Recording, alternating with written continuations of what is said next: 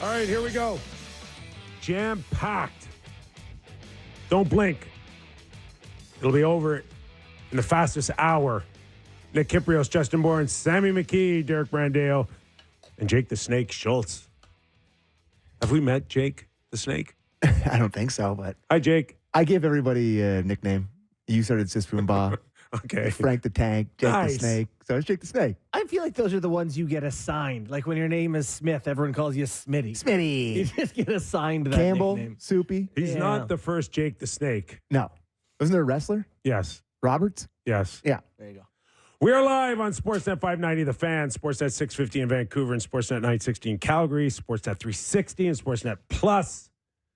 Like I said, we're down to an hour on the Real Kyper and Bourne show, so we'll fasten your seatbelt because we're going fast here. Are we allowed to mention the Leafs in this hour, or is that over now? No more Leaf talk. Oh, no, there's always going to be some. Listen, you just can't shut off the young and the restless or Days of Our Lives. It goes forever. Yeah. Right? I wrote an article today about the Leafs. Yeah. I got to tell you, the fan base. No, not the Leafs fans, but other people being like, you're writing about the Leafs. You got to serve the audience. Really? If you're a 100-person restaurant and 50 people want steak, you got to serve some steak. Gotta. That's so crazy. You're Justin Moore. You're on a Leafs show. You wrote about the Leafs after they hired a brand new head coach and talked about a whole new way.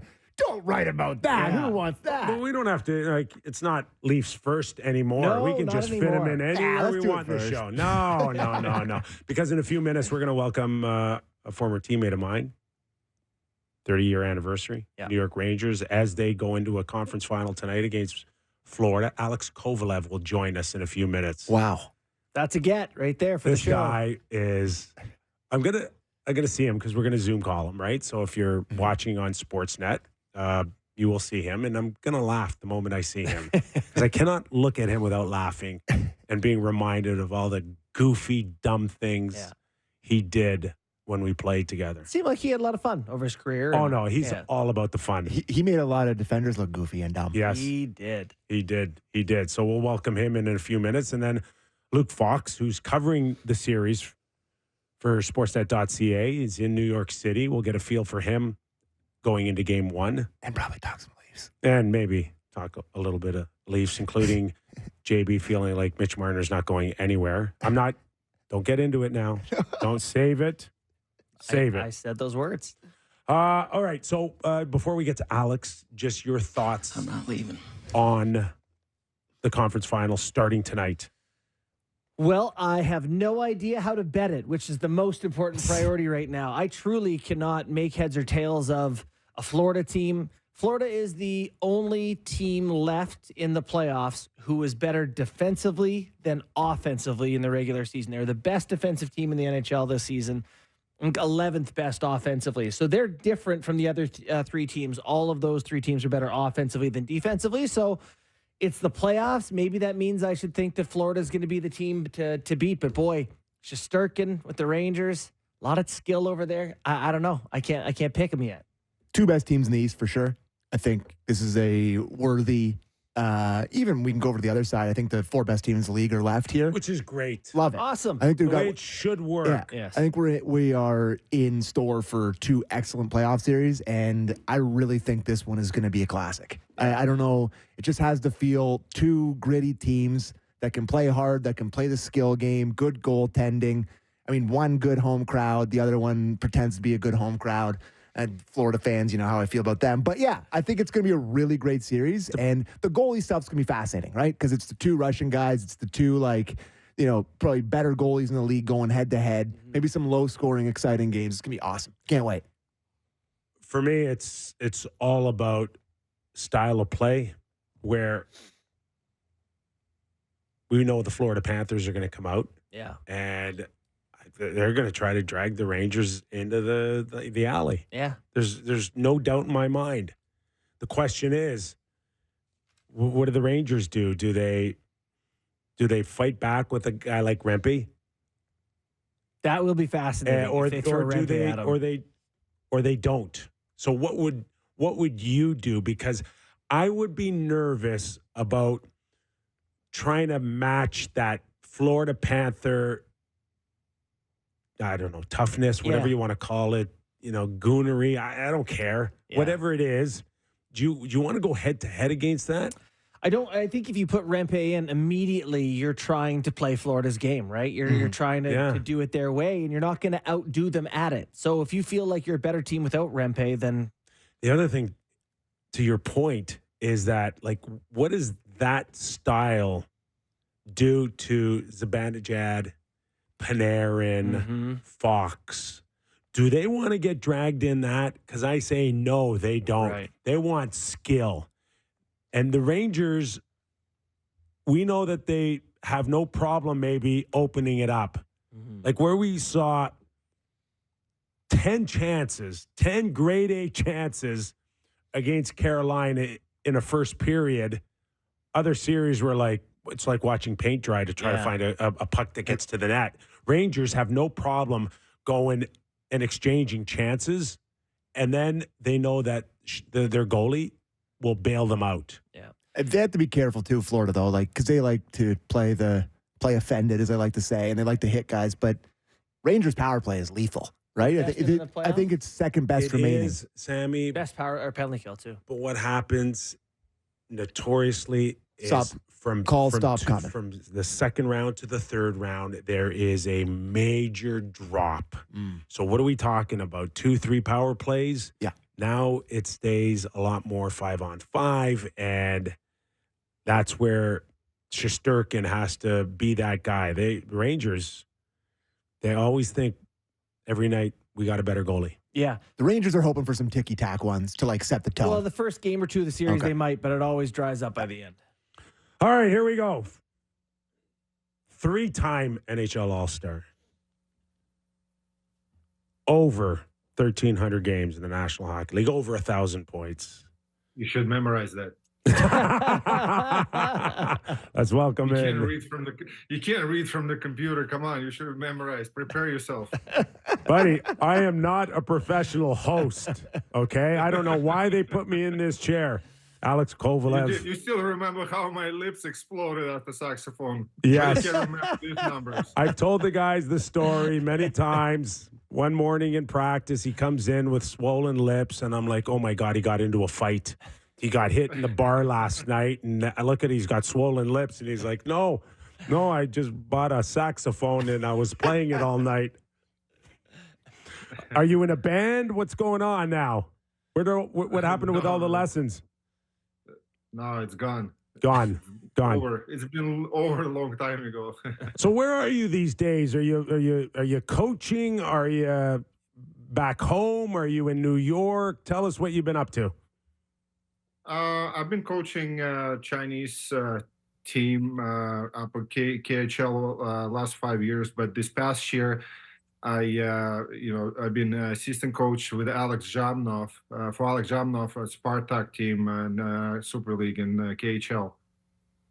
Well, that's awesome. We really appreciate you coming on the show today. Kyper has told us plenty of stories. Tell us about playing keep away with Kypreos and the boys after practice. Sounds like they were pretty easy to keep the puck away from.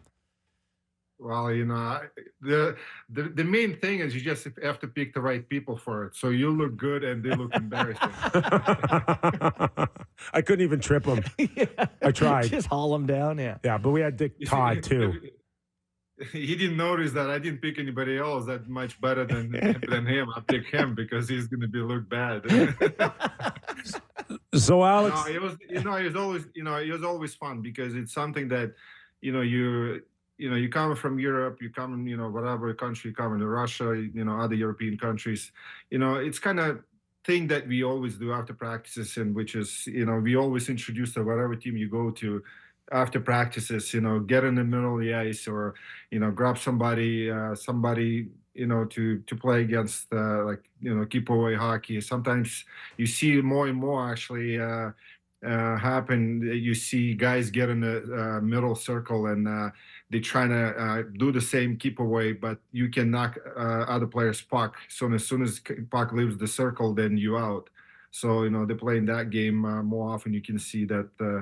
But yeah, I mean, it's a good training, and hand-eye coordination, like whatever you name it. There's a lot of good things involved in that little drill, and we trying to bring that, introduce in KHL, and you can probably see if you watch any team's practices, guys start doing that more and more often. And I mean, it's a good game. It's good, because doing the drills, it's one thing, but you never really have a chance to really kind of play short areas, which is, I mean, you've been using a lot in the games, in the corners, behind the net, whatever it is, when the time is limited. And these little drills, sometimes help to be quick and improve your reaction in the small areas. And that's we've been doing that since I was a little kid. And here we are in 2024. The skill level that we see today, Alex, a lot of kids look a lot more like you or Datsuk than they ever would of me and Mike Hudson. Let's put it that way. But are you surprised at the amount of skill and the things that the players can do now in a game, including what we all know is the Michigan? Like, if you went back 25, 30 years from now, how many highlight reels would you have had on Instagram? Listen, I mean, yourself, how many times would you be able to do shoot under your leg and not get killed after that? I mean, back home days, if you do something like that, I mean, somebody's going to punch you in the face for that. I mean, now these days, all of those things, whatever you have in your mind, like you want to use during the game, you're allowed to use it. Nobody's going to say anything. But I mean, I would say I see less skill than I used to see, when we played. Maybe because the hockey opened up the rules and everything, and they go on such a high speeds these days. And I mean, you see some players, like McDavid type, who can adjust himself to his speed and be able to use his hands as fast as his feet. But some guys, they go 100 miles an hour, but they can't really keep up with their hands. And usually what you see most of the time is, you pick up the puck from defensive zone, go through two zones, and before the blue line, you dump it in, and then you go to the corner. So it's pretty much now it's a race. One guy goes to the net, or two guys go to the net, and the other guy go in the corner. And who gets there first and who can deliver the puck first in front of the net. That's pretty much what the hockey look like right now. I mean, you don't see that much now anymore. Where, I mean, you remember when we played, because all the hooking and grabbing and everything else, the game was much slower, and you actually were relying on some really like kind of you designing your play. How you're gonna move. You crisscross, or like you're going behind me, or you go ahead, you go against the grain, we call it, like, which is I'm going one direction, somebody else going the other direction. I mean, there's a lot of different things. Creativity was back old days, but now, I mean, I go to a hockey game, and one shift I literally, for 40 seconds I saw puck touch the ice maybe 15 seconds. The rest of it was up in the air. I mean, what kind of hockey is that? I mean, puck always stays in the air. I mean, we teach the guys, because everybody likes to, since you're watching the little kids, they like to do all these pretty sauces and like show how flat they can land, blah, blah, blah. But we actually, teaching when, with the Alex Zamnov and Spartak team, we actually teaching guys eliminate that, because the faster the puck gets to the next player, the more time he has, which is, you can use, make the pass under the stick, or make the pass early, like time yourself so you can make that pass early, so you not get intercepted, or, opponent wouldn't put the stick on the way, but trying to get close to the player and provoke him to do some movement, so you can use his movement for something else and make a pass or make your own moves or whatever it is. But the puck always stays on the ice. As long as it stays on the ice, it delivers to the next person quicker. The play will happen quicker and eliminates the time for opponent to react what the play is going to be. So, and that's what, everything has to go back to, but not like all this open hockey and who can outskate who. I mean, this is like, I mean, we're not doing the speed skating here. Otherwise, like I always say, open the Zamboni door, maybe the guys will leave the building. So, Alex, it sounds like you have a pretty different way of viewing hockey and the way it's played. And now it is sort of a go straight line. But also, it's such a copycat league, right? Like 32 teams in the NHL are doing the drop on the power play. 32 teams are doing the 1-3-1 in the offensive zone on the power play. So do you see the game differently? Have you always maybe it was misunderstood before?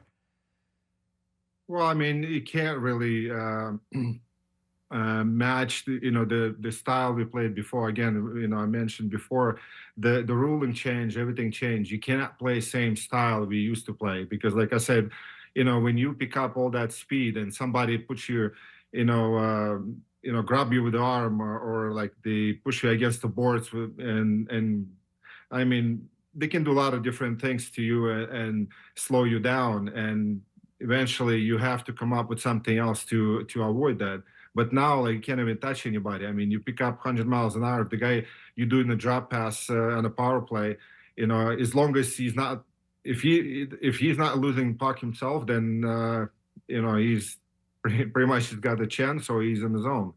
But like I said, I mean, I understand why it's kind of go to that play, the drop play, just because you can't touch anybody these days. I mean, old days trying to do drop, it's not going to work. Right. We're talking to Alex Kovalev, three-time NHL All-Star teammate of mine. 30 years ago, as the Rangers go to end the 30-year drought. Can't believe it's been 30 years. Yeah, 30 years, buddy. So tell me something, just most vivid memories of going at least into a scenario where there's only 4 teams left in the season and then doing it in New York City. And by the way, just to note, no Russians had ever won the Stanley Cup up to our year, and then Alex and a few of our teammates were the first ones ever. Did you feel that type of pressure, or is that internal back then? Because it was noted that no Russians had ever won up until that point. Well, I mean, it was definitely unique. Going to a different country and win another trophy, because for us, winning is, always been everything. It doesn't matter, the exhibition game and world championship, European championship back then, it's not exist anymore. But any championships that you play, we always go for a win. Like we can't accept even silver medal. We always, for us, if we don't win the gold, that's it. Like we lost the tournament. And that's why when you come to a different country and win the Stanley Cup, plus for me, it was important to win that early age. Still got all that career in front of me, and maybe down the road have a chance to win another one.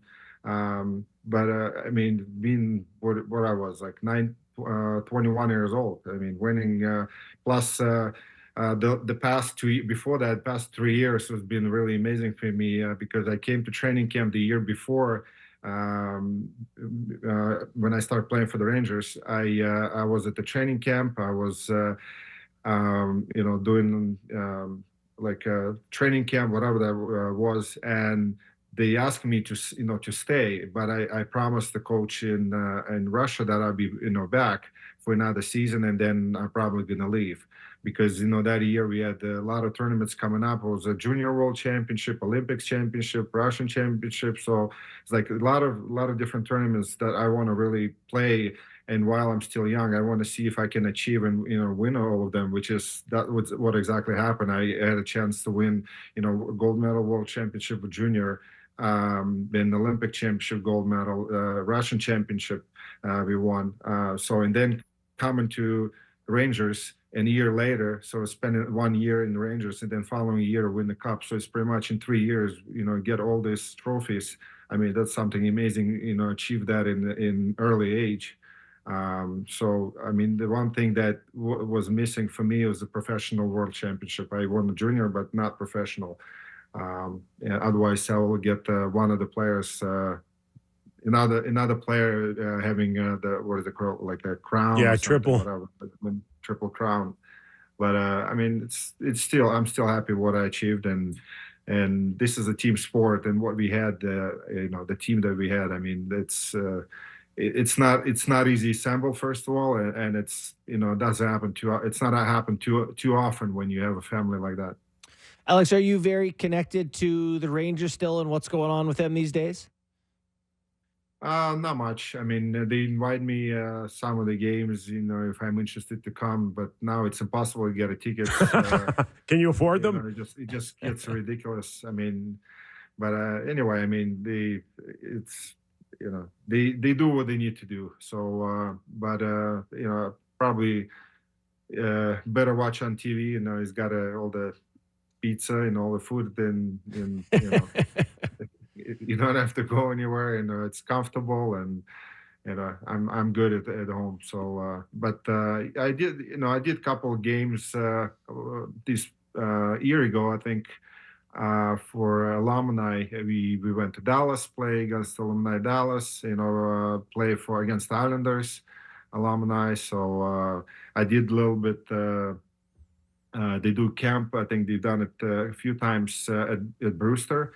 They asked me to come and skate with the kids, so I came and part of that skating session with the kids. It was good. It was nice, but not really like not really doing much for them. Just something that they ask to do. I'll do it if I'm around. So you're also an alumnus of the Florida Panthers. So like more Rangers I didn't here. want to go that far, but thank you. Who do you like in the series from knowing the rosters? Well, being truthful, I still don't like, and a lot of people when I go to the club, they ask me like, what do you think, blah blah blah. I still don't like that they didn't change much of our defense this year, same as last year, because this been the weakest point spot for the Rangers this year. And you can't rely just to score enough goals and rely on Shesterkin save everything. I mean, Nick knows how, when we play against New Jersey and Brodeur was making the 25 saves and Mike Richter was 35, 40 saves. I mean, you get to the point, it might cost you. You might survive and make all those saves that he needs to save to win the cup, but it might go the other way. So you need to have a defense. You need to have defense like we had back all days. We had Jay Wells, Jeff Bookeboom, Kypreos. We got the Kevin Lowe, who really stand up defense, and they stood in front of the net and they clean up everything in front of the net. Doug Lidster came in relief. Doug Lidster, sorry. Yeah. So, I mean, those guys, you need those guys, not just offensive guy. We had the only two offensive guys, Lichi and Zubi, that couldn't go on offense. But the rest of the group, they have to do the dirty work, and that's what combination should be. But right now, seems like the Rangers, everybody goes on offense. Everybody wants to score. They rely, okay, Shesterkin is going to make save. You're going to pass it to the far blue line, and then they just go and score. I mean, it works sometimes, but not going to work all the time. Plus, you're not in the regular season. You're in the playoff right now. So one more story before I let you go, and this one has a little bit to do with my good buddy here, Justin Bourne. And Alex, if you don't know, Justin's the son of Bobby Bourne, who was a longtime New York Islander, won all the Stanley Cups, the dynasty. So Justin grew up in Long Island, okay? So Alex and I in the mid-'90s are doing commercials for ESPN. Yeah. And they get Alex to do one that tees up rivalry night between the Rangers and the New York Islanders. So they get Alex to sit in the middle of the ice, and with his strong Russian accent, he says this. Friday night, we play Islanders. There is one thing I can't stand. It's a Long Island accent. That's so good. Money. That's so good. Money. You hit it today like you hit it way back then, Alex. Awesome stuff, buddy. Thanks for doing this. No problem. Thanks, Alex. Appreciate it. He's awesome. That's great. ESPN's had some unbelievable hockey commercials over the years, but that's a great line. That's a great line. Man, Long Island commercials, the local commercials with the accents on some of those, just atrocious. They are bad. Yeah. Give me Alex's all day. Open the Zamboni doors and they'll go flying. Skate right out the So rink. what did you think about his like, in all honesty, like knowing how skilled he was back then and the things that he did would rival anything anyone's doing today. Well, and he's doing right? it with a wooden hockey stick. But he's which is telling different. people, like, keep the puck on the ice. Yeah. Don't put it up in the air. Well, I think I like that. It's a different way of thinking, and it's probably promoting more ultimate Frisbee style, more short, quick passes on the ice. So guys, the puck moves faster than your feet. But I've heard this from, maybe not from the Sedins, but about the Sedins, that when it was slower, more clutch and grab, guys kind of had to be more evasive, more fakes, more deception, rather than just Miles Wood, who skates 1,000 miles an hour down the wing and tries to cut to the net. So I can see the point that it's differently skilled. I don't know about less, but certainly it's very different. A thought that would never cross my mind in a million years watching hockey. But guys like that think different. Of course. That's what I'm getting to here. Yeah. It's like, I would never think about how much the puck's in the air, Yeah. but the puck's in the air all the time. Yeah. Like, it spends so much time, like people flipping the puck out, flipping the puck in, like the passes, saucer passes, like Max Domi. Kovalev must hates when it's oh on my the ice. God. He's just like, all it does is saucer passes. So it's interesting. It's something I'd never even thought of. Well, that's why we had him on the show. That's great. right. That's right. It's great.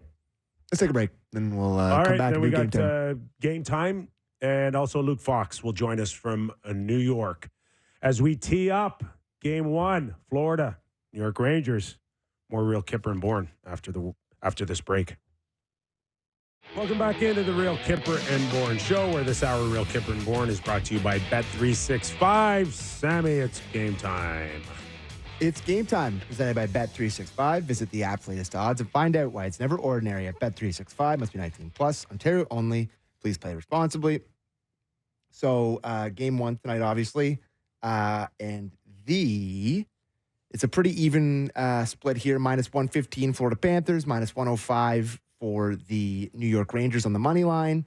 Not a ton of value either way. Vegas seems to be as stumped as we are when it comes to who the hell is going to win this game or this series at the moment. So if you want to go for a little bit more value, I like maybe just somebody to score in this game. Chris Kreider coming off an unbelievable game 6 against Carolina where he scores a hat trick, coming in hot. Give me Chris Kreider to score the first goal of this series, first goal of the game, at plus 800 for a nice little long shot, or at any time at plus 180. He's been one of their studs, been a superstar for them. So give me a Chris Kreider goal tonight. Hold on. What did you think of Kovalev talking about the Rangers D? And not thinking that their D are maybe up to snuff. The one thing that stands out As a to me, Leaf fan, I'm like, really, Alex? well, but looking at their third pair, like Eric Gustafson's playing. Yeah. We called him high event both ways. Yeah. When he was here, you got Lindgren, Fox, Keandre Miller, Trouba, Gustafson, Schneider. Listen, if I'm Florida right now, I go right to the heart there on Fox. I think they're going to go after him. Yeah. Going to be leaning on him a little bit? Yep. And I'm not sure how healthy they all are. I think even Trouba looks to me sometimes like he's nursing. But to me, I'm not. Does Florida almost waste a game going after them? Interesting idea, because you're right. Put game the fear 1 into would be it, the one to do it. Yeah. For sure, this is the one. Isn't it interesting that each of the teams that's deep in the playoffs this year has a number 1 D, the way like Adam Fox for the Rangers, Heiskanen, Evan Bouchard. Yeah. Even the last ones out, Colorado had Makar, Vancouver had Hughes. Like having those number 1 guys. It's important. I guess you can call Ekblad or Montour sort of like that, but not quite for And just listening to Alex, like we had 2 number 1s in Zubov and Leach. Yeah, no wonder you And it was like Did anyone that's else have just- the puck when those two guys were on the ice? just a blessing. Yeah. Right? I wrote about this today. Points from D in the playoffs. At least we're 16th out of 16 playoff teams. The teams that have a lot of points in the back end, they win. They move on. Okay. Quinn, Let me wrap this up. And then go ahead. Yep. That's game time presented by Bet365. Visit the app for latest odds and find out why it's never ordinary at Bet365. Must be 19 plus. Ontario only. Please play responsibly. And even for Vancouver, like watching Quinn Hughes, he just couldn't get it done for them. Yeah. In the production manner that you've been accustomed to. I saw Ryan Whitney getting killed for his take about him being a little bit too small for like a number 1 defenseman. And to me in that series, that kind of came around and it just felt like he was, by the end of it, people were taking chunks out of him. He was afraid to get hurt. He wasn't himself. Like it looked like they took him out of the game pretty well with just like the physicality on him. I don't know. Well, Do you you look think at a guy there's something like Makar, who's had success. He's maybe a little bit more physical and able to handle that sort of thing. And, Oh, night and day. yeah, Night and day. But Makar's special in every for sure. way that you can imagine.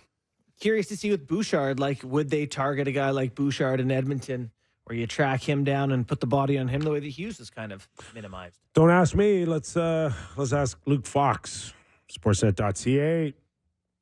Lovely Manhattan. Look out your windows. Anybody getting mugged? I am right in Times Square. So there's like a guy in a gorilla costume, a Buzz Lightyear. Get a water for Elmo. People who are just seeing breakdancing for the very first time in their lives. It's a scene out there. That's awesome stuff. Well, we know that you're covering the series down there for Sportsnet.ca, and just your initial thoughts. We just talked about whether or not Florida will target the New York Rangers as early as tonight, and would Fox be one of those guys, knowing that as the Rangers go, I mean, he's a big part of that offense. No, absolutely, and I wouldn't expect the Florida Panthers to not play a physical game, right? Like that's their identity. But what I find interesting is it looks like Matt Rempe is not in the lineup. So that suggests to me that the Rangers want to lean this towards skill. They don't want to be in the gutter.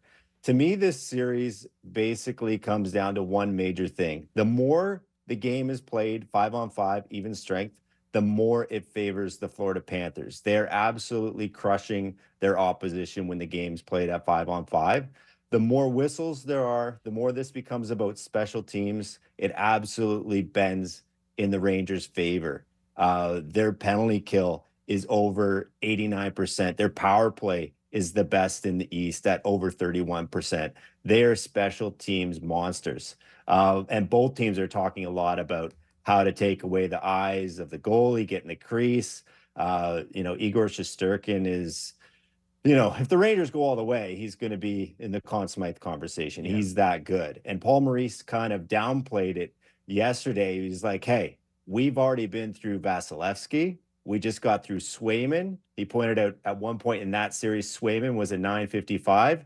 He's like, we know how to deal with good goalies. So you run into really strong goaltending. What I love most is that there's no Cinderellas here. Both these teams are legit. They were good last year. They're even better this year. We're getting like a real heavyweight tilt. No one has fluked their way into this Eastern Conference final.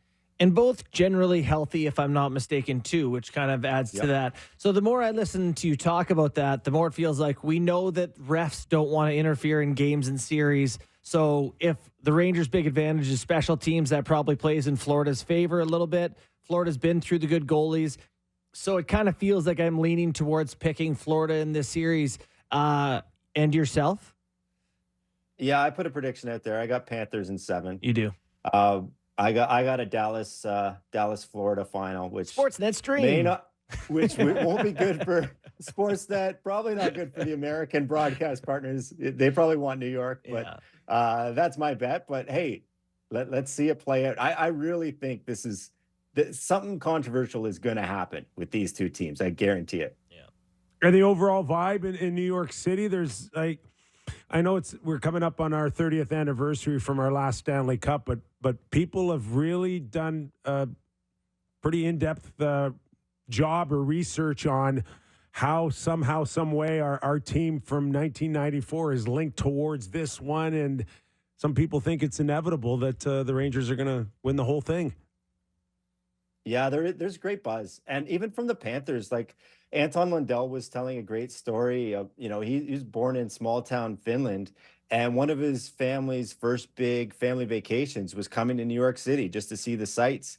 And his family took him to Madison Square Garden just for a tour. And at that point, it sunk in what a special place it was. And he's like, now I get to play, a semifinal series in this building. Matthew Tkachuk was saying how the MSG is his favorite barn in the whole league. So definitely the fact that it's in New York, Nick, where I know you have fond memories, has added an element to this. And I think the fact that the Knicks went out in heartbreaking style in the second round has put that much more of a spotlight on the Rangers as the only game in town playoff wise.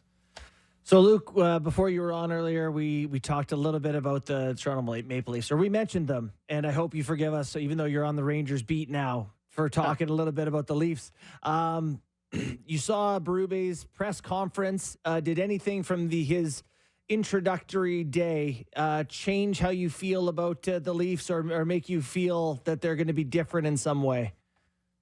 Yeah, I think he's going to have him playing a different style of game. I thought that maybe was the most interesting thing. I mean, nothing really surprised me in terms of him wanting to hold guys accountable, or him wanting to communicate with guys right away. But I think the style of play might be different than it was under Sheldon. There was a lot of let's drop it back, let's regroup, let's work east-west. Berube made no bones about it. He's like, I want our team playing north. I want our team heavy on pucks, finishing checks, and I want our team to play fast. And the other interesting thing, I think, was him stressing team. And of course, it sounds very obvious. Yeah, you want your team to play as a team, but the Maple Leafs, and I'm sure you've discussed it on your show, it seemed to be a bit of a tier system, right? You had the big guys that were never going to get taken off the power play, that were never going to get dropped out of the top six in terms of ice time. And then you had the other guys picking up the scraps. And I think that's something Trey Living has really made a point to bust down. I think it started by giving extensions to guys like Benoit and McMahon. Hey, you're not just here for a little bit of time. You're going to be part of the team. We like you as a role player. I think that went a long way. And I think having Berube, a coach who sees the game the same way as him in terms of full team, all four lines, all three D pairs, I think that's going to go a long way. And if you look at the Blues team that he won a cup with, that's how they rolled. They didn't have super high-end guys. They used all their D. They used all their lines. That fourth line of the St. Louis Blues that won in 19, they were fantastic. So I think he's seen firsthand success balancing out the ice time a little bit more. So if we go to the top of the pecking order with this cultural change that starts with a new head coach, what's next? And I think I teed up JB a little bit on your thoughts of maybe Marner not being an easy, movable asset. And your thoughts are... My thoughts, Kip, are just that, whoever trades for Mitch Marner is going to have his next deal negotiated with him. You've talked about him wanting 12 and a half or whatever. A raise. Or whatever the money is. And it's like, I can't see a team wanting to pay a guy who struggled so much in the playoffs that much money, plus give enough assets to the Leafs all at the same time. It just feels like it'll be tough. And also, he's not going to want to go to like Columbus or something. I don't think, is he? Like, it just feels tough to me that they're going to make a Marner deal, Luke. Would he want to go to Chicago and set up Bedard? It's an interesting one. I wouldn't know as well as Nick. I would think. I'm just thinking of a team with cap space. Hey, go anywhere that wants to pay you, and makes you feel like you get the attention that you think you deserve. Yeah. That's all. I mean, I would think that if it's not the Leafs willing to pay, then you've got to find out who wants to pay. Mm-hmm. That's usually the way it works in free agency. Matters, yeah. Well, it just talents of his caliber still firmly in your prime. How often do they come around? Plus, how motivated is he going to be if Toronto indeed says, "Hey, we're not going to extend you. We're not going to give you William Nylander's money." Plus, how motivated is he going to be on his next team to go out and prove the world wrong, prove all the Toronto haters wrong? So, talents of his caliber just don't become available that often. Yeah, I mean, you look at it's like the free agent market. Yeah, it just doesn't happen. So I think there would be a team willing to give him the bag. The other way you can culturally change things that do not need a no movement clause lifted is to take the captaincy away from John Tavares in his last year of his deal. Is that something you anticipate, Luke? I wouldn't go that far. I wouldn't say I anticipate it. I'm sure that's a discussion worth having behind closed doors. That would be a tough one, right? He chose Toronto. He chose to come home. Yeah, he's not worth $11 million annually anymore. but he's given everything to this team. His production has fallen off, but only gradually, only with time.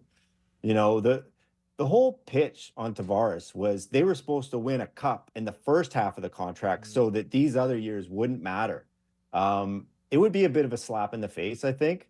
And I also don't think it matters. It would almost be like window dressing.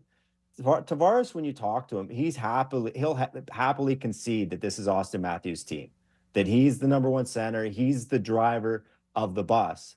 Then but to start the symbolically start the new culture then with Matthews with the C in October. You could.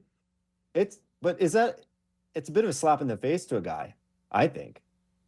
Why not? You've already ridden this out this far. What's one more year? Like, does it really matter who actually wears it at this point? Again, if you want to have the perception that whatever has happened in the past hasn't been good enough, then my answer to you is yeah, maybe. My worry, Luke, is I wrote an article about this today that, you know, they come in here, Berube comes in, they talk about heaviness and meat and potatoes and whatever. You know, they couldn't score any goals in the playoffs. You know, you're talking about trading Mitch Marner. Like, is there a risk here of giving up the thing that makes the Leafs and a 100-plus point team and has a chance every year, trying to get too heavy in lieu of offense? Oh, 100%. There's always risk if you're talking about trading a guy capable of getting 100 points. For sure, there's risk. But I just think you could take that salary cap money and spend part of it on the defense. You need some more offense driven by your defense. The Leafs got no points. I think Ilya Lyubushkin had the most points for them amongst defensemen in the Boston series. Like, and you look at the teams that have gone deep. You're talking about Adam Foxnick, or you look at an Evan Bouchard. Like, a lot of these teams that have made it to the Final Four, their defense is a big part of their offense. Morgan Rielly didn't have a good series. Jake McCabe got one goal, but really they don't have drivers back there. And I think that's something Trey Living identified. He tried to address it with Klingberg. Obviously, that didn't work out. But I think that's something that will be readdressed this offseason. Yeah, they might go get a stay-at-home guy like explore on Pesce, explore on Chris Tanev. But I think they also want to see if they could get a Montour or get someone that can drive offense from the back end. And that can make up with first goals, some goals that way. Mm-hmm. All right. Well, enjoy your time with the covering the Rangers Panthers tonight. We appreciate you coming on from Manhattan. Yeah, my favorite rink in the whole league. So it's going to be a blast. All right, Luke. Thanks for doing this, pal. Enjoy. Okay. Matt Tkachuk is going to be a weapon of mass destruction in this series. Yeah. It just feels like against the Rangers, under the spotlight. There, it's just like him with the media. I saw him. I saw myself into Florida over this show. I saw him on Pat McAfee's show yesterday, yucking it up. Oh yeah, he's a stud. Like he is exactly what the NHL needs. That type of guy who's willing to say funny stuff. Great player. Plays a kind of an old school style. Like he is. If you're putting together an NHL trade value list of guys, he's high on that trade value. What do the Rangers have up front Didn't get much back? No, but now Trocheck plays a gritty game. He's not big. No, he's not big. But up front they only have Gaudreau is physical. Cooley. Yes, Gaudreau. But they're gonna well, Lafreniere plays the type of physical offense that I like. It's McKinnon. It's McKinnon light.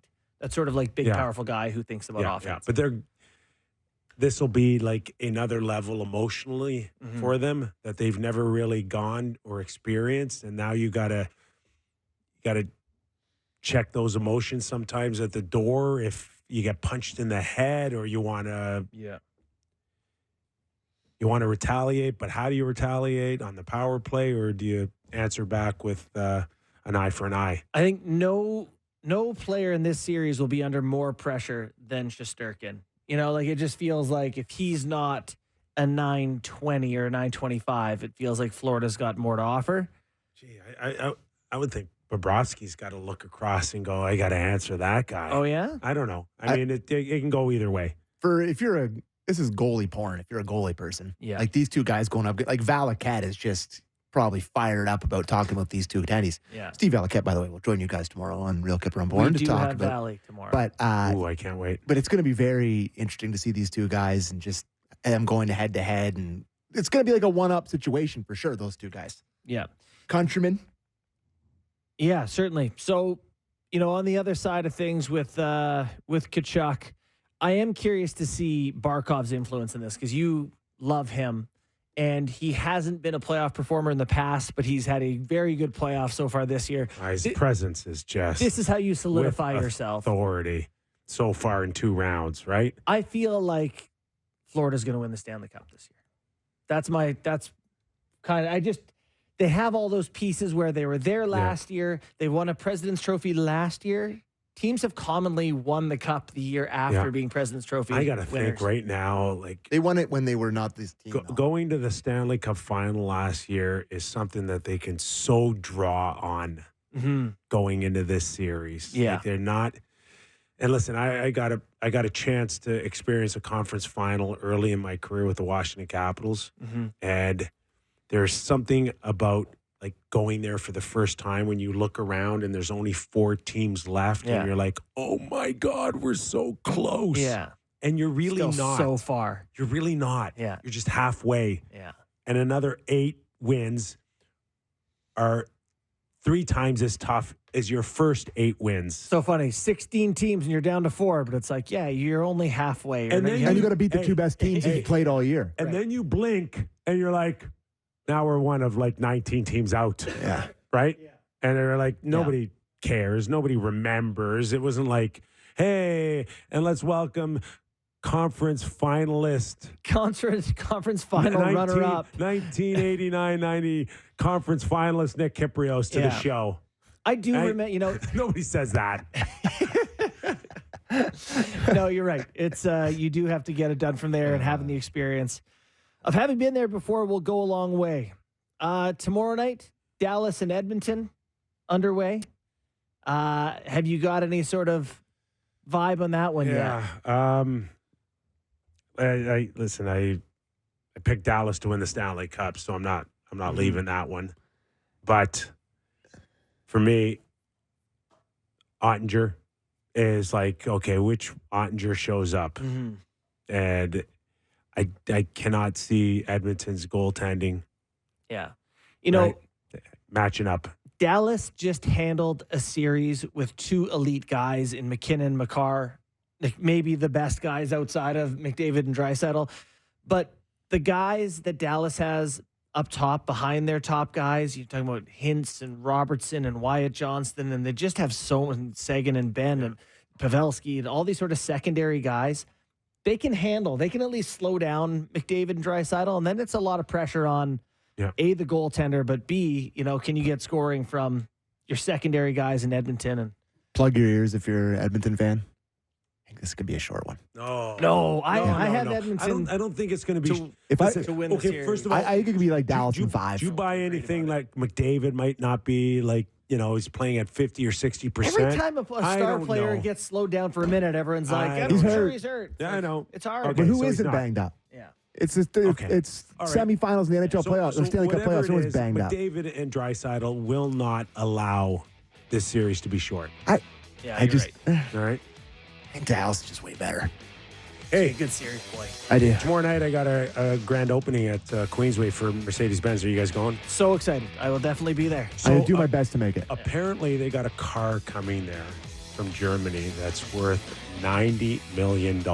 And is that what they give you to promote? And Sammy's, if he's coming, he has to watch it the whole time he's there. I'm excited to see it. Apparently the whole facility is someone told me that if I went, I got to keep the $90 million. That's awesome. All right, thanks for joining us, everybody, on the Real Kyper and Bourne Show. Our thanks to Alex Kovalev and Luke Fox. We're back tomorrow. Enjoy the game tonight. Game 1, New York City.